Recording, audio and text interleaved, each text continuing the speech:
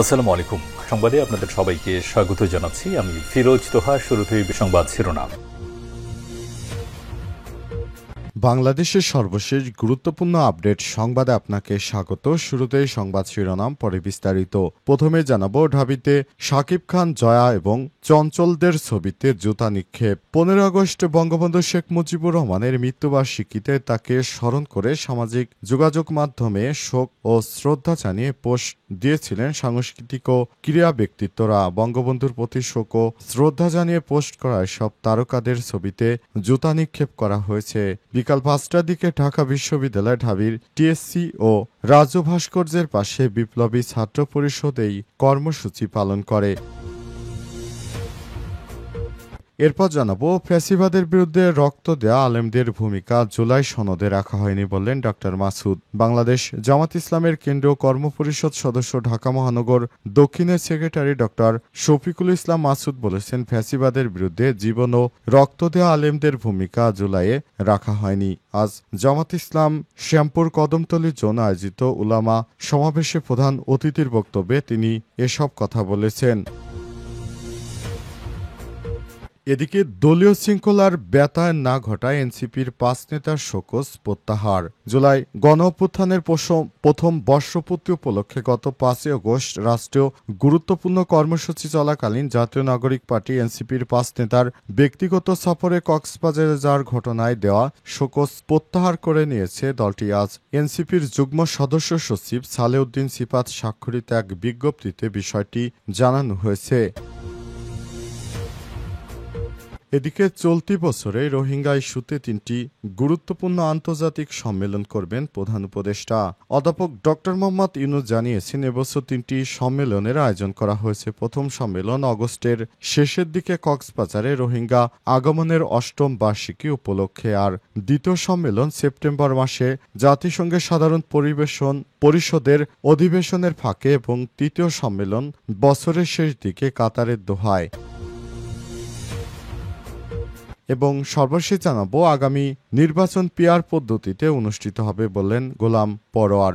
বাংলাদেশ জামাত ইসলামের secretary general অধ্যাপক মিয়া গোলাম পরোয়ার জানিয়েছেন, নির্বাচন নিরপেক্ষ করতে তত্ত্বাবধায়ক সরকার যেমন প্রতিষ্ঠিত হয়েছে, তেমনি সব দলের অংশগ্রহণমূলক নির্বাচন অনুষ্ঠানের লক্ষ্যে পিআর পদ্ধতি প্রতিষ্ঠিত হবে। আগামী সংসদ নির্বাচন পিআর পদ্ধতিতে অনুষ্ঠিত হবে ইনশাল্লাহ। আজ নড়াইল জেলা পরিষদ মিলনায়তনে এক আলোচনা সভায় সব কথা বলেছেন জামাত নেতা। প্রিয় দর্শক, এতক্ষণ শুনছিলেন সংবাদ শিরোনাম, এবারে বিস্তারিত।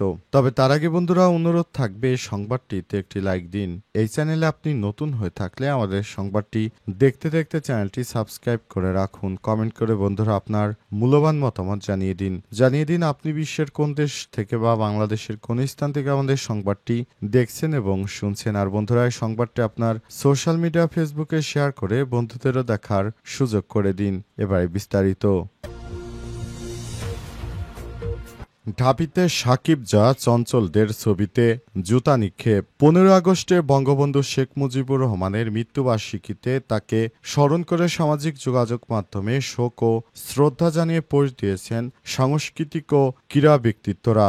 বঙ্গবন্ধুর প্রতি শোক ও শ্রদ্ধা জানিয়ে পোস্ট করা সব তারকাদের ছবিতে জুতা নিক্ষেপ করা হয়েছে। আজ বিকাল 5টার দিকে ঢাকা বিশ্ববিদ্যালয় টিএসসি ও রাজু ভাস্কর্যের পাশে বিপ্লবী ছাত্র পরিষদ এই কর্মসূচির আয়োজন করে। রাজু ভাস্কর্যের সংলগ্ন মেট্রো রেলের একটি পিলারের একটি ব্যানারে 30 জন তারকার ছবি টানানো হয়। কবি সাদাত হোসেন সহ বহু তারকার ছবি টানানো হয়। ব্যানারের শিরোনামে লেখা ছিল, কালচারাল ফ্যাসিস্টদের বয়কট করুন। ব্যানারে গায়ক লিঙ্কন, আর্টসেল রাহুল আনন্দ, ক্রিকেটার ও সাবেক এমপি সাকিবুল হাসান, অভিনেতা শাকিব খান, চঞ্চল চৌধুরী, জয়া হাসান, মেহের আফরোজ শাওন, শমী কায়সার, অরুণা বিশ্বাস, সাজু খাদেম, নাজিফা তুষি, মুমতাহিনা টয়া, পিয়া জান্নাতুল, সুনেরা বিনতে কামাল প্রমুখের ছবি দেখা গেছে। কর্মসূচি চলাকালে শেখ মুজিবুর রহমানের ছবিতেও জুতা নিক্ষেপ করা হয়। সময় স্লোগান ওঠে, জয়া হাসানের 2 গালে জুতা মারো তালে তালে, চঞ্চলের 2 গালে জুতা মারো তালে তালে, শাকিব খানের 2 গালে জুতা মারো তালে তালে। আয়োজক বিপ্লবী ছাত্র পরিষদের আহ্বায়ক আব্দুল ওয়াহেদ অভিযোগ করেন, 15 আগস্ট 2024 সালে যখন শেখ হাসিনা পালিয়ে যান তখন এই সেলিব্রিটিরা চুপ ছিল, অথচ এখন 15 আগস্টে ফেসবুকে পোস্ট দিয়ে আওয়ামী লীগকে নরমালাইজ করতে চাইছে। মুজিবকে ঢাল হিসেবে আবার ফ্যাসিবাদ ফিরে আনার চেষ্টা করছে সব কুখ্যাত সন্ত্রাসীরা। এসব শাকিব খান টাকিব খানকে আসুন আমরা বয়কট করি। ফ্যাসিবাদের বিরুদ্ধে রক্ত দেয়া আলেমদের ভূমিকা জুলাই সনদে রাখা হয়নি বললেন ডাক্তার মাসুদ। বাংলাদেশ জামাত ইসলামের কেন্দ্রীয় কর্মপরিষদ সদস্য, ঢাকা মহানগর দক্ষিণের সেক্রেটারি ডক্টর শফিকুল ইসলাম মাসুদ বলেছেন, ফ্যাসিবাদের বিরুদ্ধে জীবন ও রক্ত দেয়া আলেমদের ভূমিকা জুলাই সনদে রাখা হয়নি। আজ বাংলাদেশ জামাত ইসলামের শ্যামপুর কদমতলী জোন আয়োজিত এক আলোচনা সভায় সব কথা বলেছেন তিনি বলেছেন, আমরা দেখতে পেয়েছি যারা বিগত ফ্যাসিস্ট সরকারের সময় অন্যায় ও নির্যাতনে অনেকেই গুম ও খুন হয়েছেন, তারপরও তাদেরকে জুলাই সনদে রাখা হয়নি। এটা কি কারণে হলো, এটা অন্তর্বর্তীকালীন সরকারের প্রধান উপদেষ্টা পরিষ্কার করলেই ভালো হয়। অন্তর্বর্তীকালীন সরকার যে দায়িত্ব নিয়ে ক্ষমতায় বসেছিলেন, আমরা বাস্তবে দেখতে পাচ্ছি তিনি একটি বিরোধী দলের এজেন্ডা বাস্তবায়ন করছেন। বাস্তবে তিনি নিরপেক্ষভাবে কাজ করছেন না, এটা তার কাছ থেকে আমরা আশা করিনি বলে জানান তিনি। এ সময় আরও জানিয়েছেন, আগামীতে যেন ভবিষ্যতে কোনো ফ্যাসিবাদী আবার বাংলাদেশে ফিরে আসতে না পারে, জন্য অন্তর্বর্তীকালীন সরকারের প্রধান উপদেষ্টার পক্ষ থেকে একটি বড়সড় ভূমিকা গ্রহণ করতে হবে, যাতে করে নতুন বাংলাদেশে আর কোনো ফ্যাসিস্ট মাথা চাড়া দিয়ে উঠতে না পারে। নেতাকর্মীদেরকে অবশ্যই সজাগ থাকতে হবে বলেও জানান তিনি। দলীয় শৃঙ্খলা ব্যতয় না ঘটায় এনসিপির 5 নেতার শোকজ প্রত্যাহার। জুলাই গণ অভ্যুত্থানের প্রথম বর্ষপূর্তি উপলক্ষে গত 5 আগস্ট রাষ্ট্রীয় গুরুত্বপূর্ণ কর্মসূচি চলাকালে জাতীয় নাগরিক পার্টি এনসিপির 5 নেতার ব্যক্তিগত সফরে কক্সবাজার যাওয়ার ঘটনায় দেওয়া শোকজ প্রত্যাহার করে নিয়েছে দলটি। আজ এনসিপির যুগ্ম সদস্য সচিব দপ্তর সালেউদ্দিন সিফাত স্বাক্ষরিত এক বিজ্ঞপ্তিতে বিষয়টি নিশ্চিত করা হয়। এতে বলা হয়েছে, গত 6 আগস্ট জাতীয় নাগরিক পার্টির মুখ্য সংগঠক উত্তরাঞ্চল সার্জিস আলম, মুখ্য সংগঠক দক্ষিণ অঞ্চল হাসনাত আবদুল্লাহ, মুখ্য সমন্বয়ক নাসির উদ্দিন পাটোয়ারি, সিনিয়র যুগ্ম সদস্য সচিব তাসনিম জারা, যুগ্ম আহ্বায়ক খালেদ সাইফুল্লাহর প্রতি পৃথক 5টি কারণ দর্শানো নোটিশ পাঠানো হয়েছিল, যার পরিপ্রেক্ষিতে উল্লেখিত নেতারা দপ্তর মারফত আহ্বায়ক ও সদস্য সচিব বরাবর কারণ দর্শানো নোটিশের জবাব দেন। নোটিশ প্রত্যাহার ঘোষণা করে বিজ্ঞপ্তিতে বলা হয়, শোকজের বিশ্লেষণে উপরোক্ত ঘটনায় দলীয় শৃঙ্খলার ব্যতয় না ঘটায় আহ্বায়ক মোহাম্মদ নাহিদ ইসলাম এবং সদস্য সচিব আক্তার হোসেনের নির্দেশক্রমে উল্লেখিত শোকজ সমূহ প্রত্যাহার করা হয়েছে এবং বিষয়টি চূড়ান্ত নিষ্পত্তি করা হয়েছে।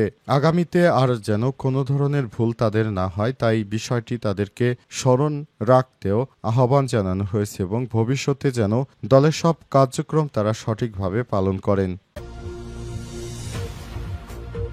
চলতি বছরের রোহিঙ্গা ইস্যুতে 3টি গুরুত্বপূর্ণ আন্তর্জাতিক সম্মেলন বলে জানিয়েছেন অন্তর্বর্তীকালীন সরকারের প্রধান উপদেষ্টা প্রফেসর ডক্টর মোহাম্মদ ইউনূস। এই বছরের মতো এই সম্মেলন 3টি অনুষ্ঠিত হবে। রোহিঙ্গা শরণার্থী সংকট দীর্ঘস্থায়ী আকার ধারণ করায় আন্তর্জাতিক পর্যায়ে নতুন করে পর্যালোচনার উদ্যোগ গ্রহণ করা হচ্ছে। অন্তর্বর্তীকালীন সরকারের প্রধান উপদেষ্টা ও নোবেল বিজয়ী অধ্যাপক ডক্টর মোহাম্মদ ইউনূস জানিয়েছেন, চলতি বছরে এই ইস্যুতে 3টি গুরুত্বপূর্ণ আন্তর্জাতিক সম্মেলন অনুষ্ঠিত হবে। মালয়েশিয়ার জাতীয় সংবাদ সংস্থা বার্নামাকে দেয়া এক বিশেষ সাক্ষাৎকারে তিনি বলেছেন, আসিয়ান সভাপতির দায়িত্বে থাকা মালয়েশিয়ার অভিজ্ঞতা ও প্রভাব এই সংকট সমাধানে কাজে লাগাতে পারে। রোহিঙ্গা শরণার্থী গ্রহণে মালয়েশিয়ার ভূমিকা এবং আঞ্চলিক নেতৃত্বপূর্ণ অবস্থান দেশটিকে একটি বিশেষ জায়গায় দাঁড় করিয়েছে। অধ্যাপক ডক্টর ইউনূস আরও বলেন, আমরা আশা করছি মালয়েশিয়া তাদের প্রভাব কাজে লাগিয়ে